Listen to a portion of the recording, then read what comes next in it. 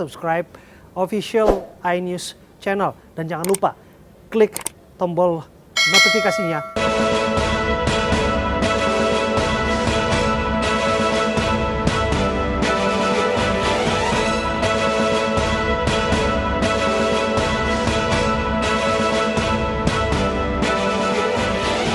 Selamat sore pemirsa, demikian tadi berita pilihan iNews Sore yang akan menemani Anda selama 2 jam ke depan. Bersama saya, Stefani Patricia. Dan saya, Davi Pratama. Pemirsa, kita awali iNews Sore hari ini dengan informasi dari keluarga Serda Aprilia Manganang yang menyambut gembira kepastian status pemain voli tersebut.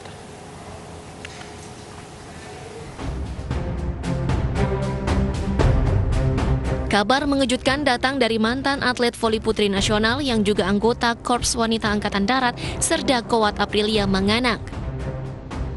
Usai menjalani serangkaian pemeriksaan medis, Aprilia Manganang dipastikan sebagai laki-laki. Hal ini disampaikan langsung oleh Kepala Staf TNI Angkatan Darat, Jenderal Andika Perkasa.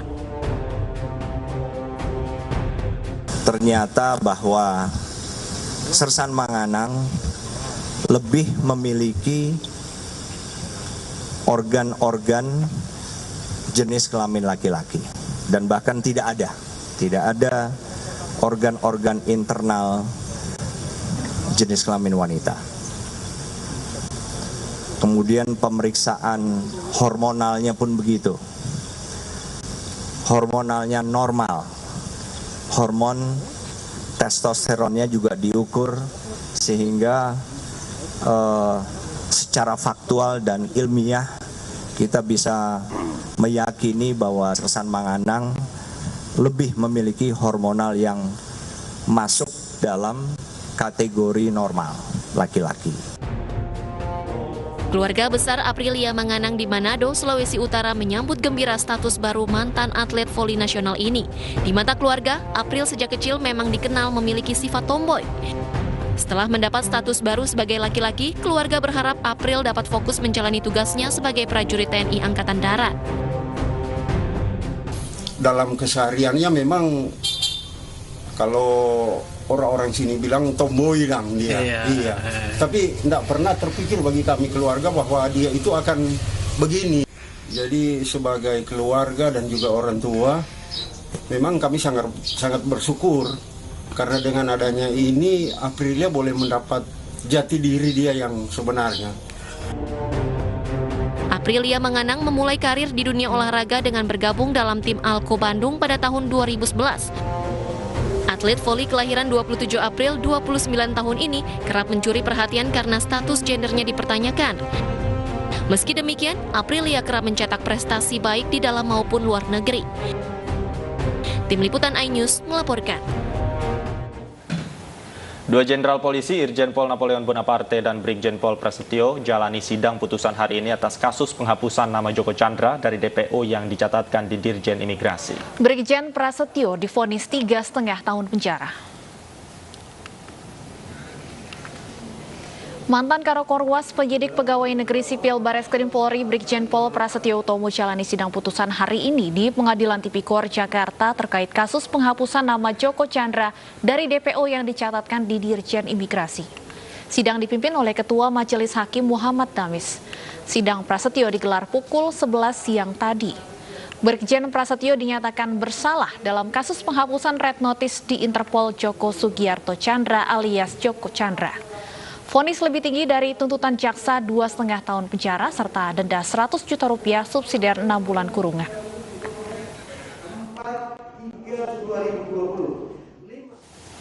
Jika Brigjen Prasetyo sudah selesai divonis, sidang rekannya Irjen Napoleon Bonaparte saat ini masih berlangsung. Reporter Hasbi Olo akan melaporkan suasana sidang langsung dari Pengadilan Tipikor.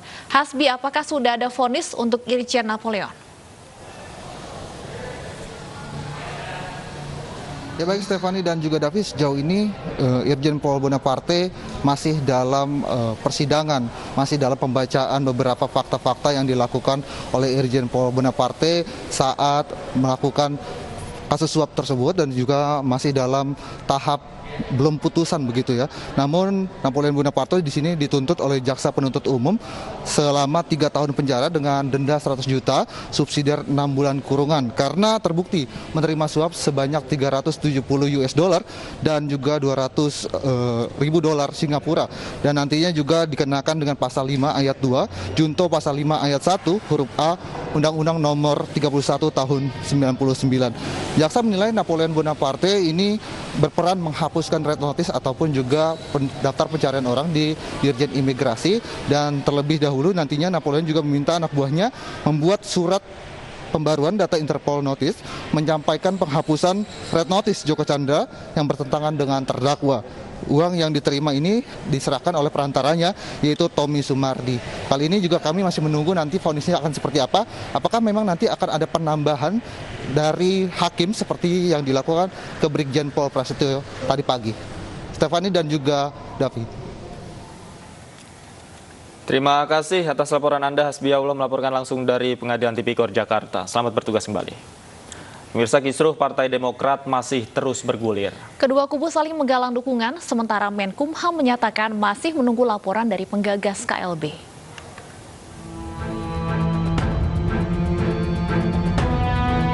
Prahara Partai Demokrat masih berlanjut.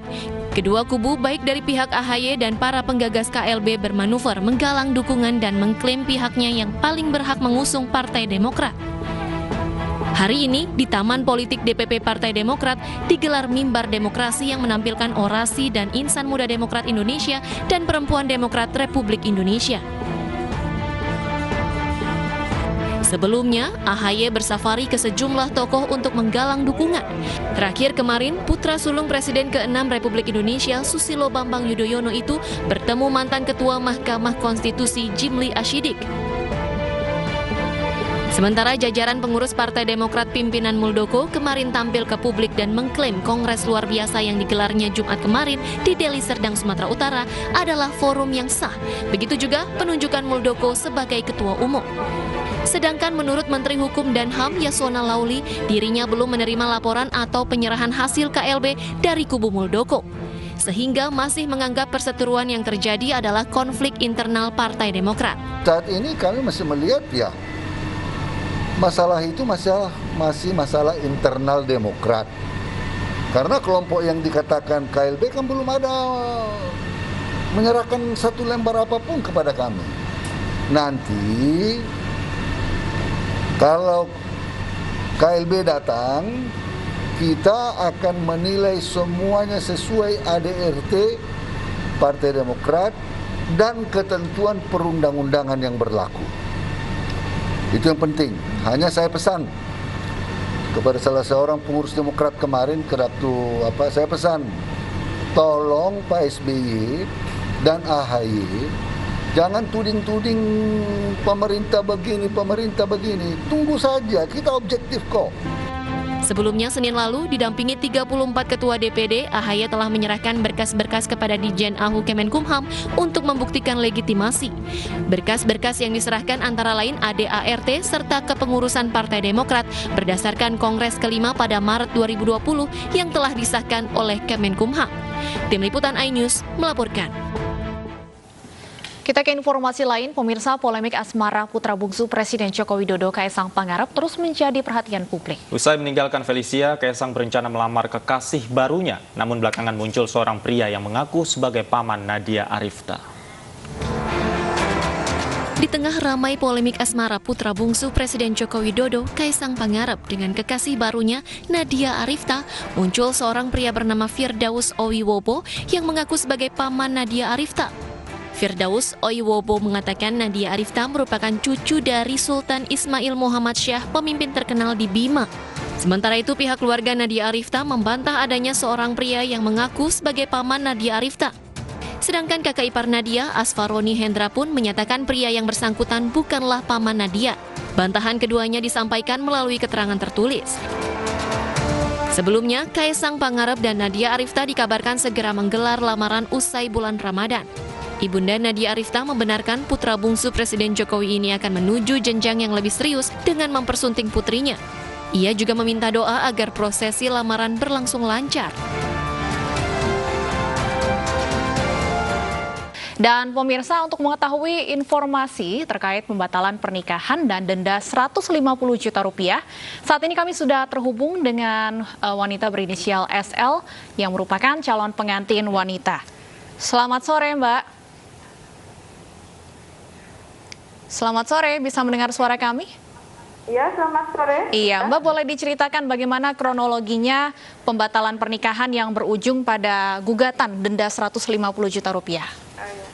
Awalnya saya secara kekeluargaan dulu dari pihak saya sama pihak mantan tunangan saya udah melakukan perundingan, tapi nggak ada titik temu. Akhirnya selang berapa hari setelah adanya perundingan, malah mantan tunangan saya datang ke rumah saya dengan membawa 2 teman laki-lakinya untuk melancarkan pembatalannya. Tapi saya tetap kekeh nggak mau, saya tetap kekeh minta dinikahi karena udah mendekati pernikahan. Tapi karena terus-terusan menolak, jadinya terjadi kesannya kayak saya tertekan kayak gitu, merasa tertekan. Akhirnya jadinya lebih baik lanjut ke pengadilan saja karena secara kekeluargaan udah nggak bisa waktu itu. Alasan dari pihak calon pengantin pria membatalkan pernikahan apa saat itu? Waktu itu ketahuan ada pihak ketiga, tapi walaupun ada pihak ketiga, saya tetap ingin dilanjutkan untuk sampai ke pernikahan. Tapi karena mantan tunangan saya tetap kekeh memihak ke pihak ketiga, akhirnya dulu udah dilakukan perundingan, terus udah sampai ketemu keluarga, tapi tetap nggak ada titik temu dan tetap kekeh dia memilih pihak ketiganya itu jadinya dan nggak mau nikahin saya, jadinya saya tetap lanjut ke pengadilan waktu itu karena sudah terlanjur malu gitu. Artinya yang minta dibatalkan ini memang dari pihak laki-laki begitu ya? Karena memang ada pihak ketiga begitu Mbak ya? Iya, pihak ketiga dengan inisial SR. Kemudian tanggapan dari keluarga Mbak SL sendiri seperti apa ketika mendengar berita tersebut? Dulu karena pas malam-malam datang dengan membawa 2 teman, terus juga keluarga 2 teman laki-laki yang waktu tunangan itu nggak datang sama sekali, tapi pas dia pengen membatalkan malah justru mendatangkan 2 teman laki-lakinya itu, jadi keluarga saya merasa terancam. Karena merasa terancam jadinya lebih ke minta ke perlindungan kayak gitu. 2 teman dari mantan kekasih Anda ini datang ke rumah untuk apa tujuannya? Apa yang disampaikan? Tujuannya dengan intinya saya disuruh kekeh harus mau membatalkan tunangan kayak gitu. Jadi mengancam. Tapi saya tetap kekeh nggak mau karena sudah waktu itu sudah mendekati pernikahan, tapi mantan tunangan sama teman-temannya itu ceritanya ngotot untuk harus mau batal. Jadi datang untuk memaksa Anda supaya mau membatalkan pernikahan. Ada ancaman yang dilakukan saat itu? Belum sampai pengancaman, cuma di setengah pembicaraan ibu saya shock, penyakit jantungnya kambuh sampai jatuh pingsan. Akhirnya kan ada datang juga pihak dari perwakilan saya, yaitu Pak Mantan Lurahnya untuk menengahi, ya sudah ini stop aja dulu karena udah sampai ibu saya jatuh pingsan, takutnya sampai hal pahit yang datang kayak gitu. Jadinya akhirnya besoknya saya mengadu ke pengacara nyari gitu. Kemudian ide untuk melakukan gugatan ini datang dari mana Mbak? Seketika setelah adanya kedua teman itu, saya jiwanya jadi merasa terancam kayak gitu Pak. Jadi besok paginya saya mencari pembelaan mencari ke pengacara gitu. Waktu itu udah sampai ke Polsek, cuma karena datang sendirian nggak diperkuat dengan pengacara jadi ditolak. Akhirnya saya nyari pengacara kayak gitu. Dan akhirnya Anda dan bersama pengacara mengajukan gugatan ke pengadilan. Iya. Hasilnya seperti apa awalnya pada saat itu? Hasilnya pas awalnya dimediasi, tapi tetap dia kekeh nggak ada titik temu, dia tetap nggak mau untuk bertanggung jawab sampai menikah. Akhirnya dari pengadilan Banyumasnya keluar jatuh 100 juta rupiah. Tapi pihak si AS-nya itu menolak gugatan tersebut, naik banding sampai ke Semarang. Ternyata malah bukannya gugatannya diterima, tapi malah gugatannya ditolak dengan malah dinaikkan dendanya sampai ke 150 juta. Sudah sampai 150 juta di Semarang, dia tetap makin gak terima lagi, jadi naik lagi ke Mahkamah Agung, baru keluar kemarin putusannya. Dan tetap ditolak ya permohonannya? Iya, tetap ditolak. Sudah ada pembayaran yang dilakukan artinya, Mbak? Belum, karena kan ini juga saya tahunya malah dari wartawan, pihak dari pengacaranya saya juga malah belum dapat salinan putusannya gitu. Setelah mengajukan gugatan, AS ini sempat menghubungi Anda kembali?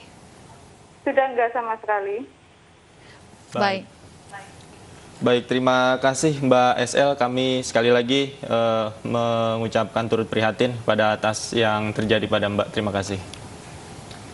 Pemirsa, masih terkait percintaan yang berujung masalah hukum, seorang pria di Tangerang membakar rumah mantan kekasihnya setelah putus hubungan. Selengkapnya kami hadirkan usai jeda di iNews Sore.